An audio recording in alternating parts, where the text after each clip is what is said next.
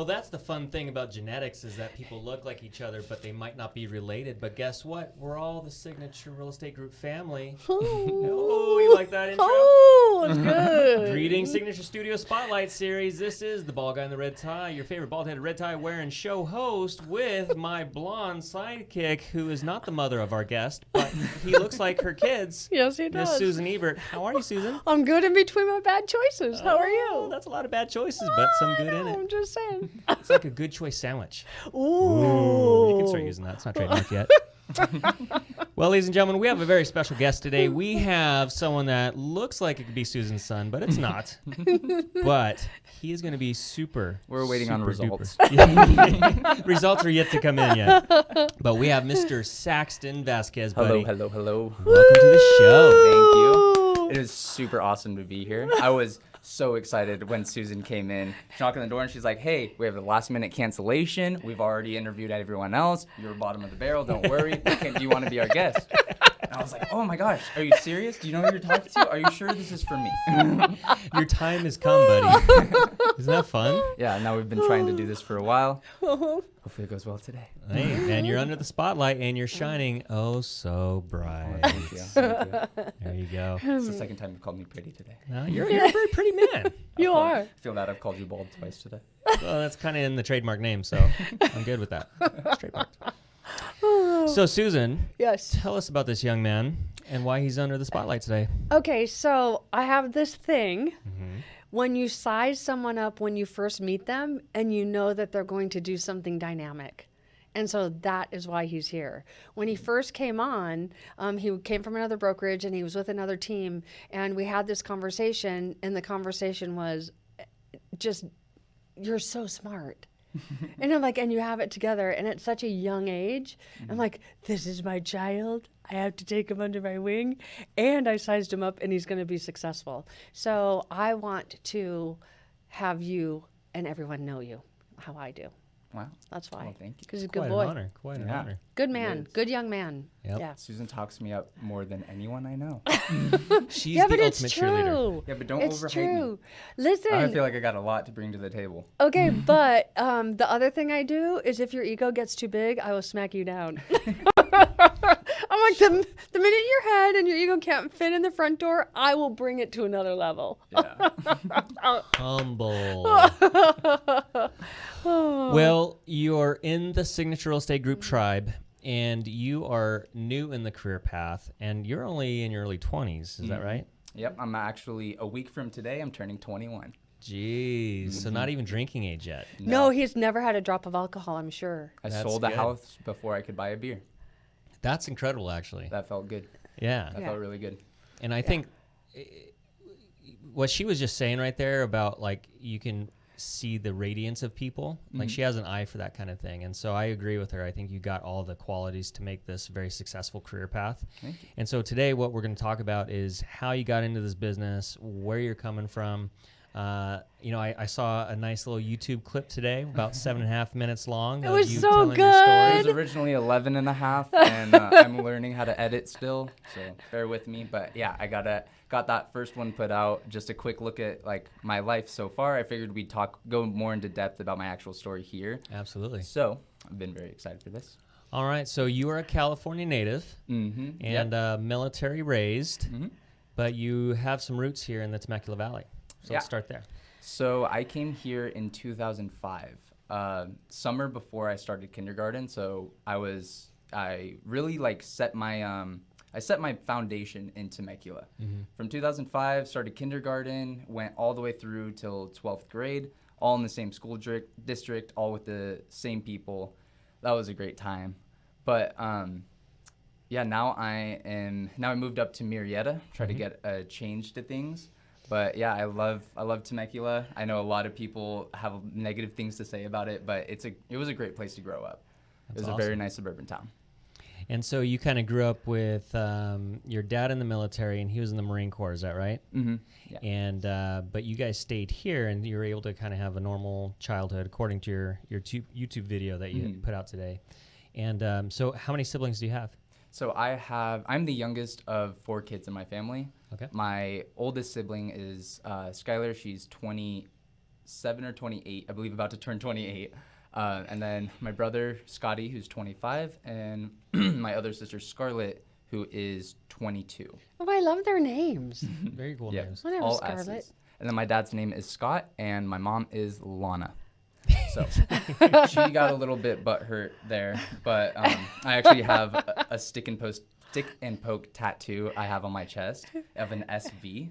Yeah. And as a 16-year-old, I'm getting my first tattoo. My friend's wrapping or sticking a needle into a pencil, wrapping some cotton around it. He's got his ink. He's ready to go. I didn't even know what I wanted, so I thought, oh, let me do an SV because me and all my siblings are SV. This is like my family Creo. Right. And my family made so much fun of me for it. They You still said, get oh, crap to good, this now day. you're never going to forget your initials. Yeah. I was like, I did this for you guys. It's awesome. But I promised my mom that I'm going to get the Louis Vuitton symbol tattooed right under it for her. Oh, for her initials? Mhm. Yeah. Very cool. That's And cute. so what was childhood like growing up here in the valley? Oh, man. It was fun.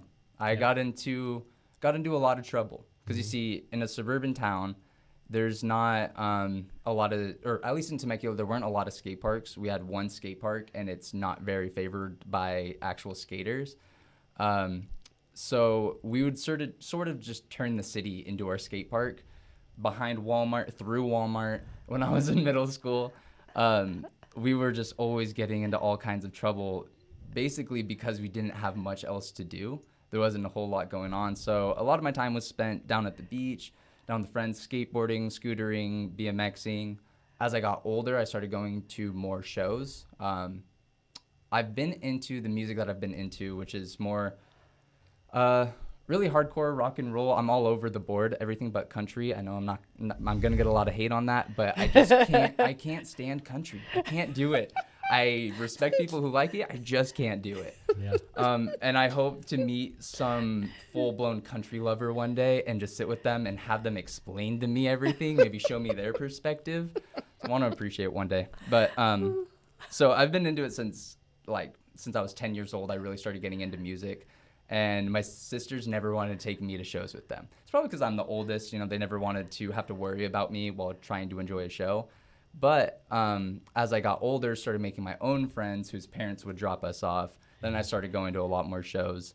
And I got my first job as a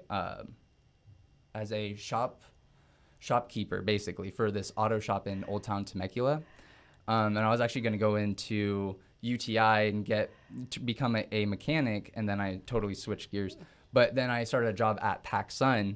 And it was really funny. I was working there one day, and the other guys I was working with, they didn't know me very well, but they all knew each other. And they turned on some music, and I was singing along to it, and it was a screamo song. And they're all like, "Wait, you know this stuff?"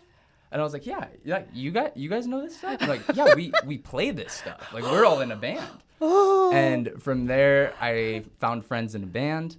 We were hanging out all the time my senior year, just in a room like this with all these sound barriers, and they'd have all their instruments. And literally a room this size, we would be putting on full concerts. So That's rad. I can't hear much anymore. But all the memories are there. It was very much worth it. So But, do you still play music? no, so I never learned an instrument. I've always been a singer, though. Mm-hmm. And I've always just been obsessed with music. Motorcycle mechanic, PacSun, singer. This is my child. And he's just barely 20. Yeah. Or 21. Yeah, you've had a long life in your little years. Yeah. Wait, did you get Feels like good it. grades? Oof. Are we talking 4.0? We're talking 3.0 or higher. I did good in school, especially when I was just listening to my parents that doing good in school was what I needed to do. The thing is, I'm a very independent thinker. So as I got older in high school, I started thinking, well, why? Why am I doing this? I'm not trying to be a historian. I don't want to be a biologist. So, why am I putting maximum effort into these things that I don't want to do? Right. And that's where my grades started coming down a little bit. I was young, so, if the effort or if the interest wasn't there, the effort was hard to put in. Sure. So as I've gotten older, I've realized how to put more effort into things that I don't like doing, and just getting through it, just grinding. But yeah, and I got decent grades in school. Well, and so let's get into real estate then. So because I know a little bit about your story, so I'd like you to kind of retell it. So how did you find your love for looking at houses? So, my favorite relative growing up, his name was Uncle John. He was actually my mom's uncle, so he was my great uncle. He was my favorite family member to come over for Christmas and Thanksgiving. He would always take me to McDonald's for breakfast in the morning. I woke up at like 6 a.m., crack of dawn as a kid. And so I'd go bug him, and he loved me, so he would always want to spoil me. So he'd take me to McDonald's for breakfast in the morning, and then one day we were driving home, and I used to live right by Great Oak High School, and I moved there in 2005. So when we moved there, my neighborhood was like the only one near Great Oak High School. Since then, they've built so many more homes, but they were actively building them when I was a lot younger. And one time we were on our way home from McDonald's, passing by them, and I was like, Uncle John, I want to go look in those houses. Like, I don't know why. I was like, oh, new houses. I want to see it. I was the type of kid that would set up forts all over the house. I loved creating my own little habitat. I'd be the kid in the closet with my Nintendo DS and a blanket over my head. I don't know why, but the closet, I liked just making it into my own space. That's awesome. It wasn't preferable than my room, but, it was fun. I made it myself. But so yeah, my uncle would always take me through new builds, showing me houses. And then as I grew older, I knew some people with family and friends who were real estate agents, and they talked about wanting to become a realtor. And I never thought about it. I don't know why. Like, someone would tell me, oh, I want to be a real estate agent. I wouldn't even think to like ask, what does a realtor do, or like, what does that job look like? And then how I actually got started in real estate, I was delivering pizzas after high school. So for my senior year and after high school, I was delivering pizzas, going to community college, taking some online classes, getting super underwhelmed. And my uncle had just passed away my senior year, and my parents were in Thailand. My dad was stationed there. So I was kind of just stuck at this point of, I'm just making it through right now. I'm not actually working towards a big goal or a big picture. Delivering pizzas wasn't doing anything for me. I was still getting yelled at, and I'm like, I have one of the most insignificant jobs in this world, and people are acting like I ruined their entire day just because I was 5 minutes late. Well, on the bright side, you learned a lot of neighborhood routes. Oh, yeah. So that'll be coming in handy as a realtor. Oh, I know this back road. I can get over here. Yeah, after growing up in Temecula from 2005, I know all of Temecula, and I actually worked at the Pizza Hut right down the street on Los Alamos. So I delivered pizzas in Murrieta as well, so I kind of learned the area. But so I must have woken up one day just with the idea in my head of look into real estate. I like to think that I'm a spiritual person. I like to think that my uncle came to me in my sleep at a time that he saw that I was lost and didn't know where to go, and he kind of helped guide me. Like, just put the thought in my head of look into it. I think you'd like it.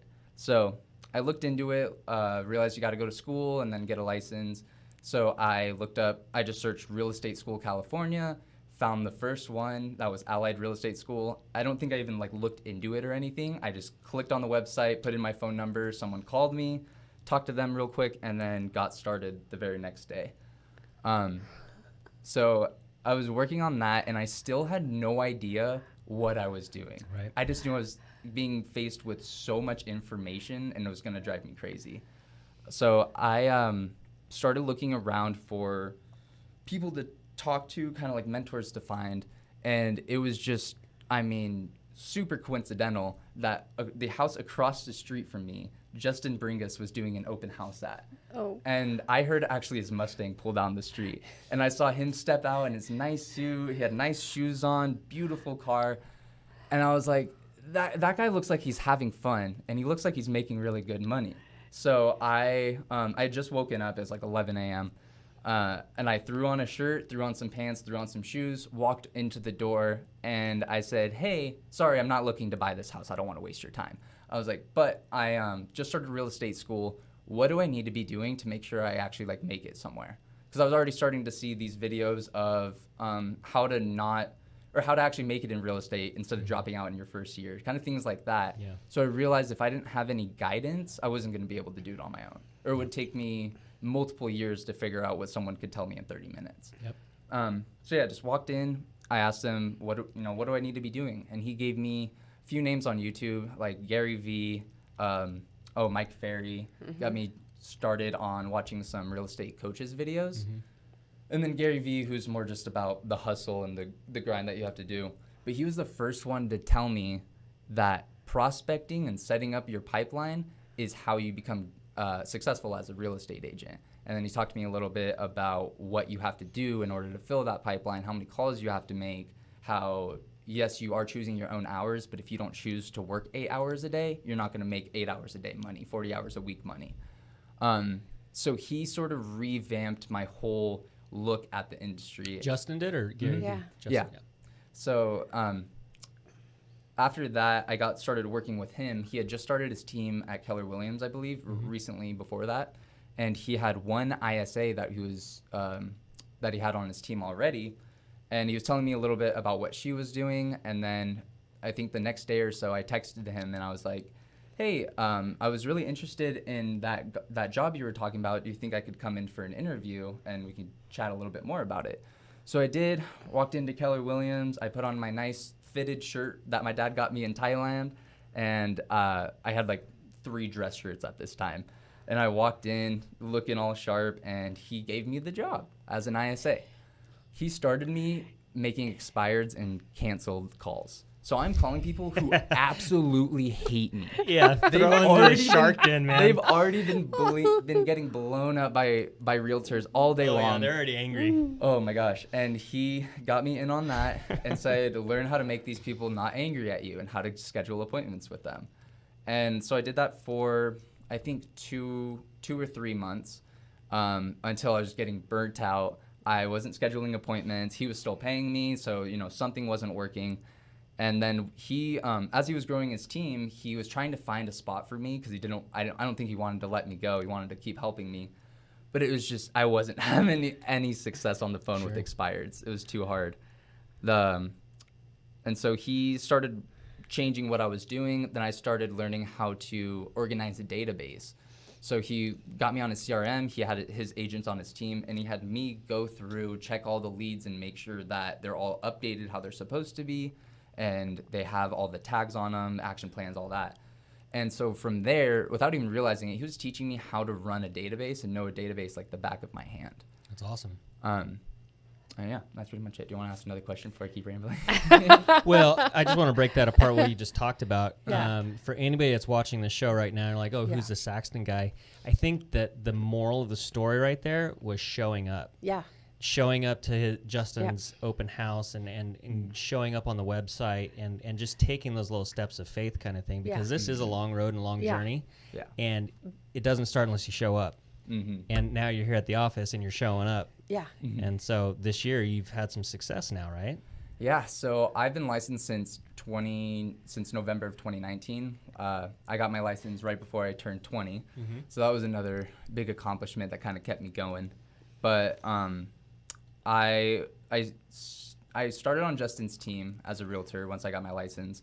And then after realizing that I was coming home with like 25% of the commission after I dished most of it out to Keller Williams and the team split, I wasn't making any money at the end of the day. And I started in real estate because I wanted to work for myself, make my own success, and I wanted to see a payoff in what I was actually doing. Right. I don't like when you're working for another company, you work really hard and then they get the credit. And that's not what I wanted. I wanted the credit for the work that I did. And so when I saw Keller Williams kind of trying to rob me blind of everything that I was working for. We love you, Keller Williams. We love you, Keller Williams. You guys are really awesome, super helpful, great training. Crazy brokerage splits, but it's fine. I came over to Signature. I think it was Brad Justin had mentioned Signature because him and Susan were talking. Yeah. And then another agent in the office, Brad Budke, he switched over here. And so that's when I came in. I had the interview with you. Yeah. Taking one look at this place, I was like, wow, this is where I have to be. It's a beautiful office. It was like the Google of real estate offices. Because in most brokerages, you walk in, it's a lot of, beige walls, office carpet, closed off narrow hallways, not very inviting. And then here, it's just an open layout, white walls, marble. It's beautiful in here. Yeah. Way to go, Susan. I know, but once again, he initiated that. Yeah. Do you know what I mean? Just like he initiated going to school, then he initiated walking into the house, then he initiated coming here because you came before Justin Bringus came. Mm-hmm. Yeah. So like he took the leap. Yeah. So Justin, I had just got my first listing. I got it by circle dialing. So I was calling people just saying, hey, we recently sold this house. We got more buyers. Are you looking to sell? And I got my very first appointment, very first listing contract signed on that. And then I did the math. I remember one night I was sitting there. I did, 3% of this amount, do the team split. Keller Williams is taking this plus this fee plus this fee plus this fee. And I'm making I think the number was about $1,200. Starting number was about $8,000. It was whittled down quick. It was disgusting. I decided I didn't even want to do the work. I had worked so hard to get to that point of getting that first listing. But if I threw away my morals, everything I was doing it right when I got that first listing, I was going to be disappointed in myself because I could have came over here when I did. And this was my mind thought. I could have come here, do the same amount of work, get the same listing, and then actually take the full commission for it. So that's what I did. Justin was talking about coming over, but he wasn't quite ready to move the whole team. He had a bunch of open escrows, listings, a lot more stuff to move over. It was going to take him more time. So I was like, look, you keep that listing, Merry Christmas. I'm going to go over and be a single agent just so I can get started at Signature.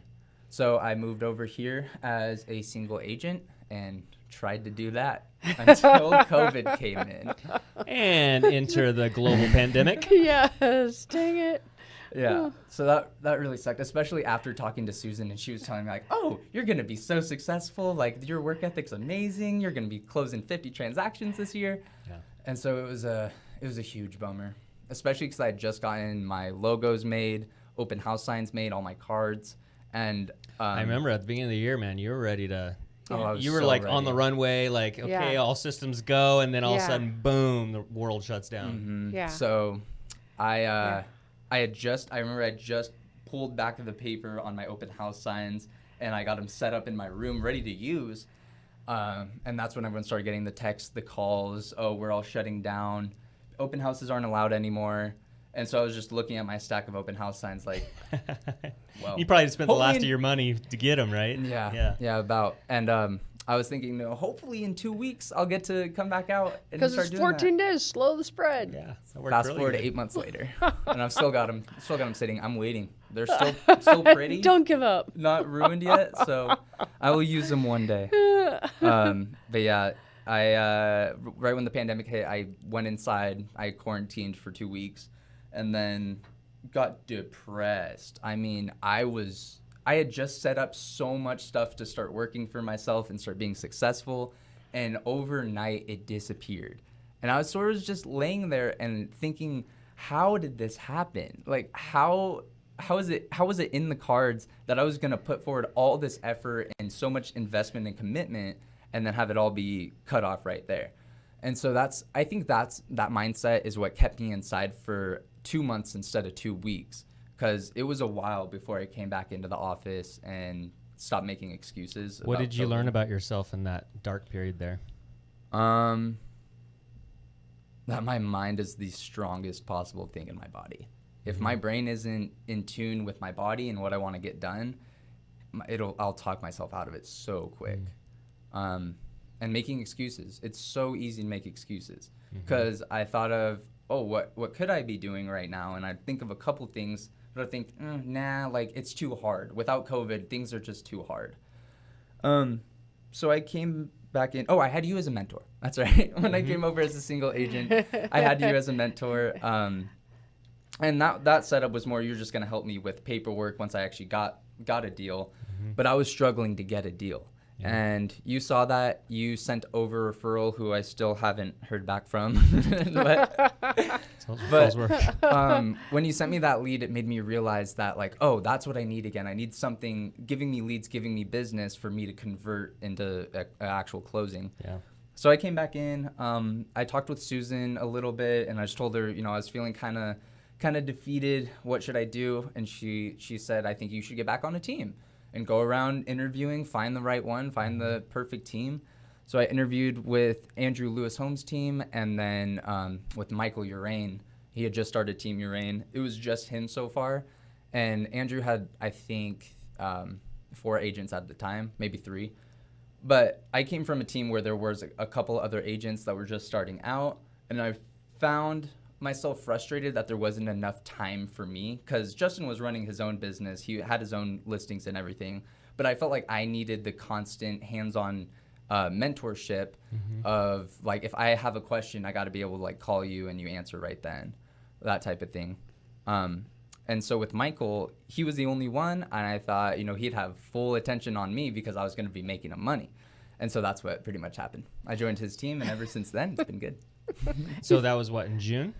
Yes. So, Okay. so yeah, somewhere over summer, I came back early summer. I came back, joined his team, got on the phone, started making calls, and I met Shelby.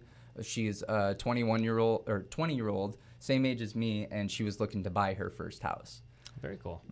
So I closed her at the end of September, and it was just so cool how my first sale after the super long road was someone who was the exact same age as me, very similar mindset of you just got to get things done and there's no reason to wait.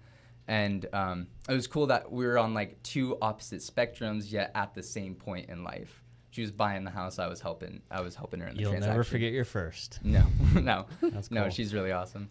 Her birthday's actually coming up soon, so. That's really neat. Oh, you know, we're her only, birthday. We're What only a nice like a person. month and a half apart, and so we're both Sagittarius. We're both, oh no, I don't think she would be Sagittarius, but we're both very close in age, very similar personalities. So yeah, it was a really good first client to close. Very cool. I know, Well, isn't it fun? I think See, isn't he fun? He's got a good energy. I know. You know gonna what? do So really good in his business. when he was at home though, you were struggling, and the whole time I was looking at it like you were being respectful because you were living with people who had compromised health issues. Do you know what I mean? And so that made the beginning of all of that challenge even harder. You know what I Well, mean? when Because all you were this respecting started- that difference. Yeah. We were afraid for a minute. Nobody knew Yeah. what was going Yeah, on. I mean, yeah. it was like you're gonna start Yeah. bleeding out your eyeballs or something Yeah. like that. We didn't know. Yeah. So. Yeah. So I was looking at it respectful. Like you staying home was being respectful. Yeah. Do you know what I mean? I never thought of it as you being trapped or not doing the best. So I'm really happy to hear that, because now if you ever disappear, I will come find you. I will hunt you down. I tried to be respectful at first, but it got to the point where even then they were like, you should not be unemployed right now. Like, go work, I'll stay home. And so I think that's a good way to go about it. But everyone's got their differences. Yeah. Well, yeah. so here we are at 2020, and in the next 10 years, we'll be at 2030, and you'll be 30 years old, and I see an incredible decade ahead of you, and especially hopefully. with all of the tribe that you have here. Yeah. And so with that said, I think we should spark off Susan's lightning round of questions I that have a she lightning loves round. to do. I have the lightning round. It's all the stupid Can I questions. get my lawyer present first? Don't incriminate yourself. I won't ask you any bad questions. I already know all those answers. Okay, stupid question number 1. What's your favorite color? Pass. Phone a friend. Probably, let's say gray. Really? Yeah, my middle name. I like grays. I like reds. I like darker colors. No, like I was going to maroon. see if you had any of that on. Even Yeah. yellow, I like it to be a dark yellow. Really? Yeah. I love that. I wonder why that is. Did you color those colors when you were little? Yeah, it'd always be the one with the red and black crayons. Oh, wrong gee. with that? No, I'm thinking Yeah. of someone. Okay, choice. favorite food. Chipotle. Really? I am one of those generic white people that's like, I love Chipotle. I eat there all the time, at With least iron once a week. stomach. Yeah. Okay, so I thought I was Mexican, right? My whole life. My last name's Vasquez. Biologically, it's Fuentes. That's a crazy long story, but I thought I was Mexican. My parents were telling me that, and I took a 23andMe test. I am 0% Mexican, like none at all. So where does the name come from? Spaniard? That's a good question. I guess Spaniard? I'd have to look through my family tree. But yeah, I'm about a third Spaniard, another third British and Irish, and then actually 13% Native American. That was a huge, like, wow. I thought this was Mexican curly hair, and it's actually probably native curly hair. That's probably where I get my thick hair genes from. Nice. Good hair genes. Okay, favorite football team. I don't watch football. Favorite but baseball the Bears. team. My dad's from Chicago. The Bears. Okay. We have a lot in common. I'm from Illinois also. Oh, yeah. Okay, so football team, no. Baseball team. Ask me on my hockey team. What's your hockey team? Blackhawks. I really love the Blackhawks. I'm not a huge sports fan. I'll sit down and watch sports. I understand most sports. I played football. I played baseball as a kid. I played water polo for most of my life. And unfortunately, water polo is not America's favorite pastime. And most people don't know what water polo is. Like, I'll tell people, oh, I play water polo. And like, how does the horse float? Yeah. So It's a seahorse. Ooh. that'd be fun. As a Okay, kid, so- I thought seahorses were so much bigger. I was Oh, I bummed when know. found They're out those that little they teeny can't even things. ride I 'em. know. You can't. SpongeBob lied to me.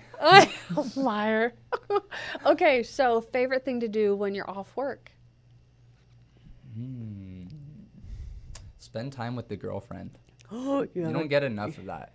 Like, of quality time where there's not, your phone's not blowing up. You don't have appointments or things to get to. You don't have stressors in your life. That family quality time is pretty important. And I think that I have that perspective from having military family. And honestly, I couldn't tell what was worse growing up. Being the type of military child that moves 24/7 or having my dad just leave without us and be deployed all over the place all the time. Yeah. Honestly, it's like 50-50. Having a parent in the military kind of just sucks all around. But you learn a lot about sacrifice and perspective. Definitely learn to be humble. So is Dad home now? Well, Dad is on the East Coast. He's in Virginia, actually stationed at the Pentagon now.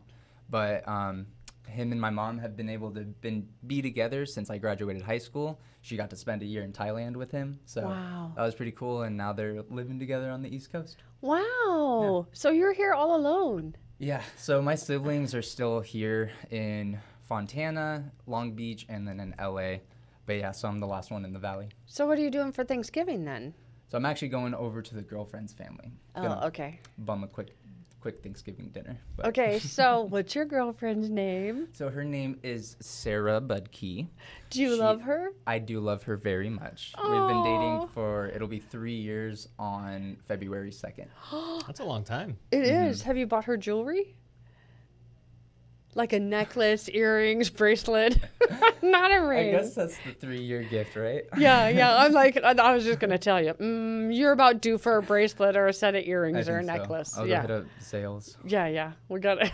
Oh, she loves Disney. I got to go to Pandora on the at Downtown Disney. I Okay. need your debit card. Yes, I'm happy to do it. I'm pretty sure. Aren't I getting you something for Christmas? Are you still going to give me that? What am I getting you? The Oculus Quest 2. So I made, when I came back into the office and joined Michael's team, I made a bet with Susan, or a promise. Yeah. And I was like, Susan, if I'm here most of the days out of the week, making calls, really hustling and grinding, working every day, will you buy me a Christmas present? I didn't even know what I wanted. I never know what I want when I ask for a Christmas present. I just see who says yes and see who cares about me. Susan loves buying gifts. She's a gift giver. She said yes, and then she's like, "What do you want?" And I was like, "I don't know." And the only thing that interested me at that time was a VR headset, and so I asked her for one. But my kids have them and they're awesome. You're probably going to get it then. Yeah. But it's now coming out that you have to like sign into your Facebook account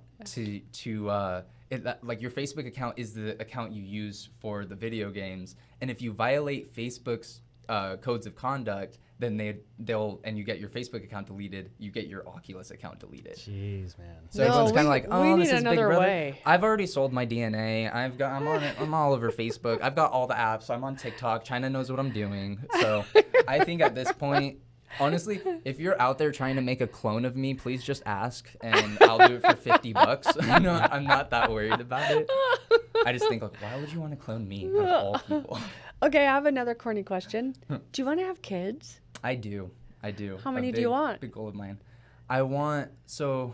My goal is to have 2 boys and 1 girl. Okay. I want to have the girl in between the boys, so Okay.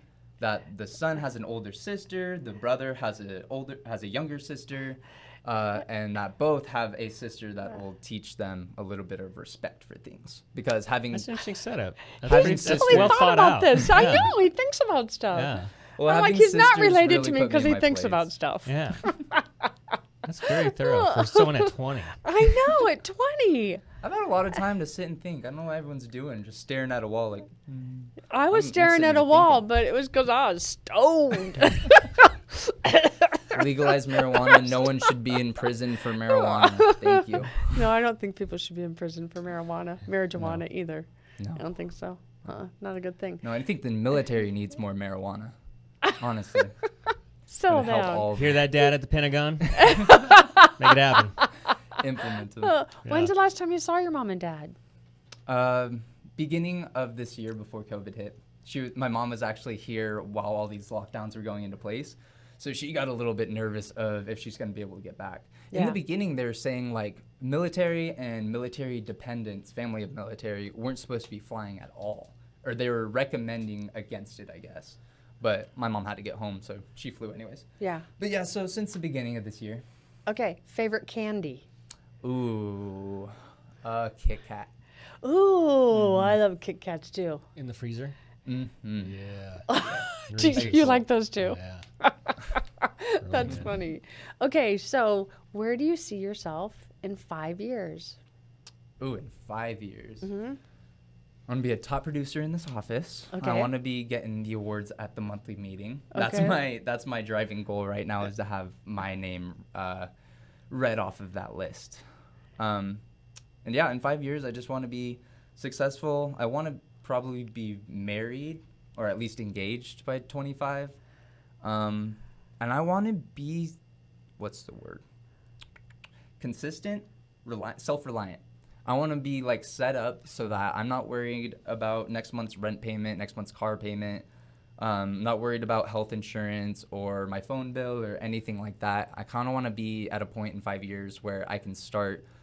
I want to buy a house in 5 years. Honestly, that's gonna be Heck the first thing yeah. I'll do with my money. Yeah. But yeah, in 5 years I want to be way ahead of where I am right now. Okay, so would you buy here?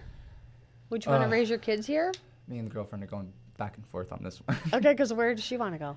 She, we haven't really talked about it a whole lot. I think she's originally from Orange County. I think she wants to go back to Orange County if we ever buy a house here. I don't really like Orange County, and I don't like I love Orange County. I don't know if I would want to live there. I don't know if it's my scene. I kind of like the quiet suburbia a little bit better. Now that I'm getting older, I didn't like it as a kid. Now I Because love he's it. getting older now. You know, He's 21. 20. Yeah, oh Yeah. I gosh. go to a chiropractor like every other week. I'm convinced I'm 45. I kind of am too. You'll blink and it'll happen, man. It's crazy. Okay, so I have another question. How do you define success? Like, what does that mean to you?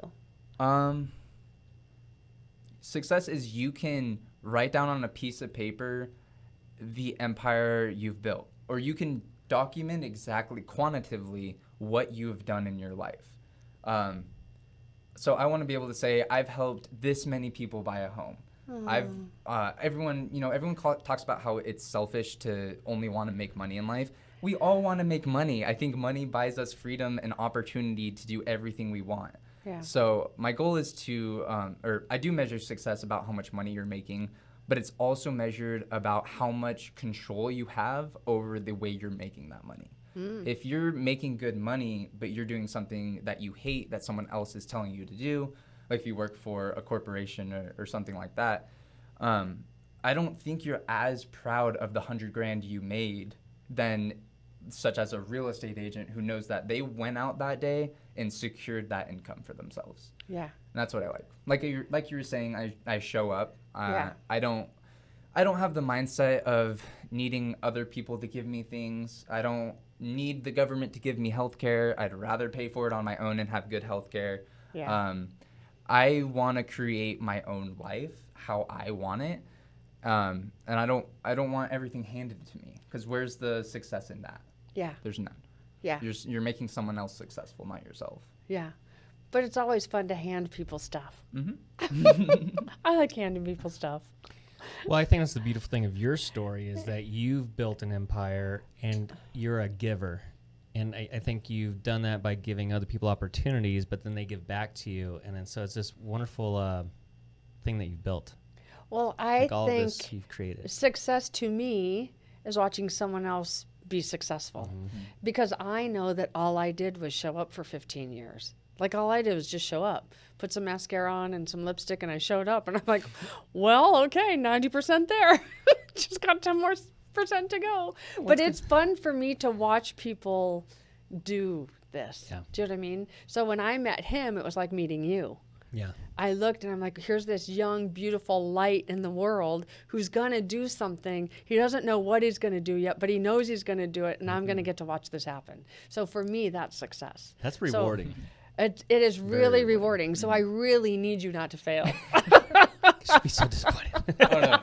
With the mentorship I have in this office, that's not going to happen. You are surrounded by a village of winners, and that's what I love about this office is Yeah. the energy that goes back and forth, and everybody's willing to help each other. You know, I mean, we got some crazy producers. What did we do? 130 transactions Last month? last month. Yeah. We have some great people. That's a lot of But it's experience. great people helping people.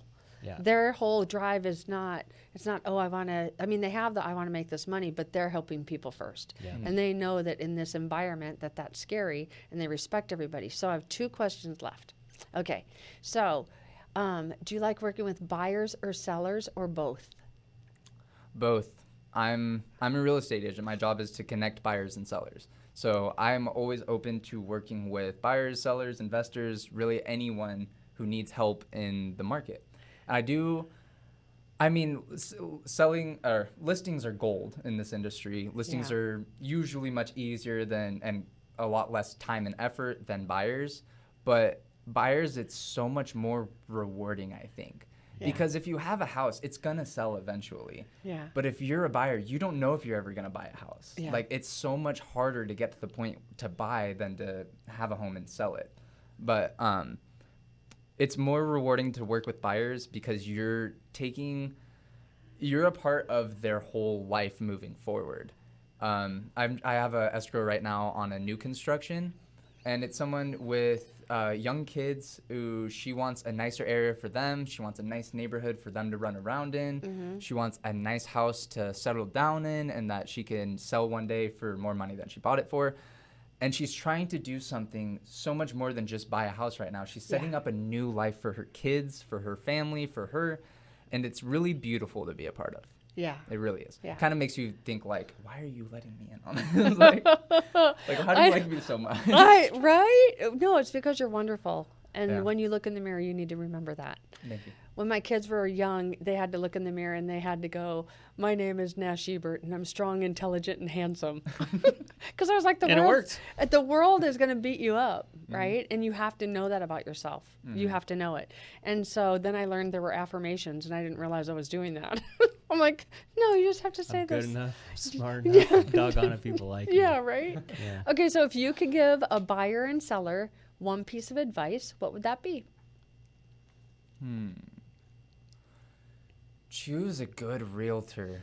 Do you know one? So I do know one. It's myself.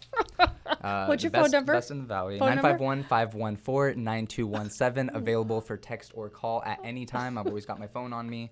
I'm One more Gen Z. time. One more time. 951-514-9217. There you That's go. 951-514-9217. Call now.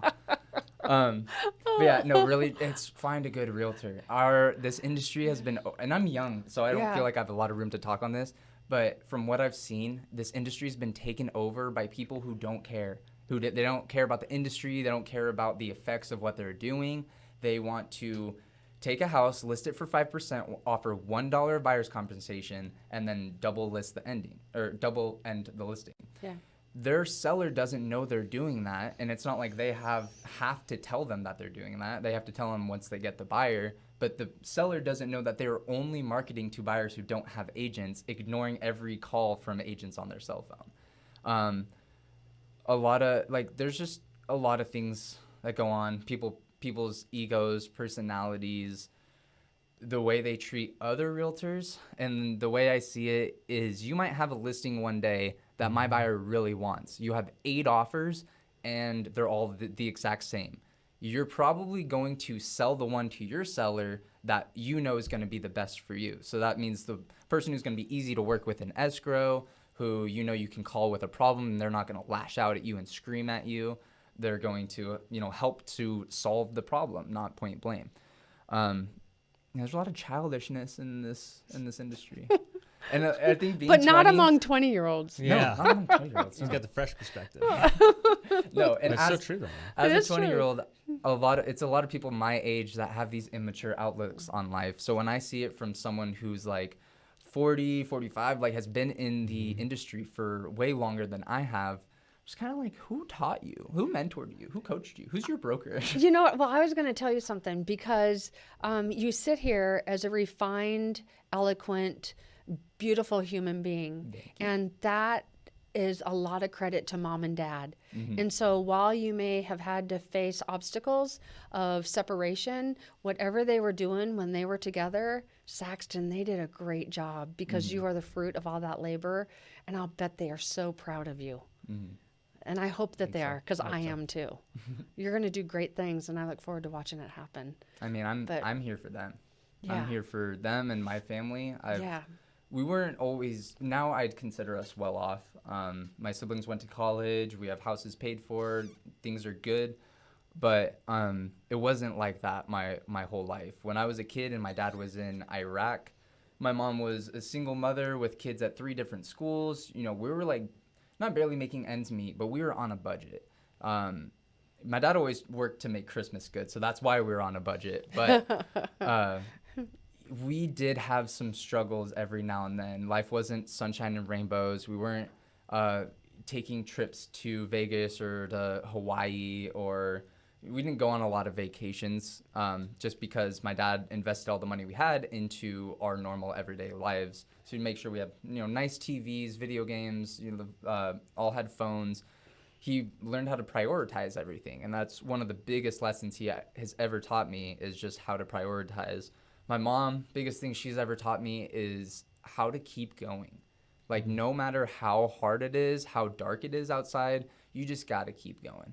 So as I look back now, as a kid, I didn't know exactly what was going on with my mom being a single mother of so many kids. Not a single mother, just raising us with a dad overseas. Yep. Mm-hmm. Never really knew the huge impact of that until I got older and started realizing more about the world, learning more. And I realized she is a rock. Like, she is a Spartan warrior who went through the most. Yep. Yeah. I was a bad kid. No, I didn't like rules. I didn't like listening. I like to do what I want. And if the rules didn't make sense to me, then I didn't, they weren't viable. I would ask, I was the why kid. And because I said so was not valid in my head. So, we've gotten in some screaming matches. I've definitely put some gray hairs on my mom's head. Despite almost killing her at birth, I think it's just been downhill from there. It's always the youngest that does it. Yeah. All the other kids were pretty smooth, and I like broke her tailbone. I did a front flip like right before they were about to take me out. So I almost had to come out through C-section, but luckily I was like, no, I got it. I'm coming. I'm just not good at following directions. Exactly. But I'm on my way out, I swear. It's from the beginning. They were like, all right, now come out head first and feet. Or however way you're supposed to go. Oh, that's funny. Well, Susan, final thoughts? Yes. I just want to tell you thank you. Mm-hmm. Thank you for being here and trusting us with your career. Mm-hmm. And thank you for being that light. And thank you for being willing to show up. And I will continue to always pray for you. I'm always here for you. I will be here at Christmas also. Will you guys come and be my guests on my podcast? Yes. Did I Oh get my that right? gosh, yes. And I'm really excited for you in your career because everything you have said that you want to do and unfold is all the right steps and the right actions. So you just got to show up every day and do that next thing that you need to do. So I look forward to watching you soar, young I won't man. lose hope then. No, don't lose hope. And if you do, call me and we'll get Okay. some new hope going. All right. Okay? A new hope. Well, final thoughts for me is I met you at the beginning of the year, and then all the pandemic stuff happened. But I knew as soon as I met you, and that's why Susan paired us up, because you have a light to you. Yeah. And you're going down this path, and so it's kind of fun to reconnect here at the end of the year and kind of see how you went through it all. Oh my gosh. But I see nothing but absolute success, and I saw your video that you posted, your first one. So Yep. You got to get out there. You have all the right stuff, and you're surrounded by all the right people at all the right times and stuff like that. So I think there's nothing in your way that you can't accomplish. So I'm proud of you, man. Okay. Thank you gonna very be much. good. know, Thank you. yay, go And Saxton. thank you so much for having me again. Of course. I know, It was we're so really awesome happy. to sit down and get my face out there. Under the spotlight, because you shine so Bright. That's right. And that's it for this episode of the Signature Studio Spotlight Series with Saxton Vasquez.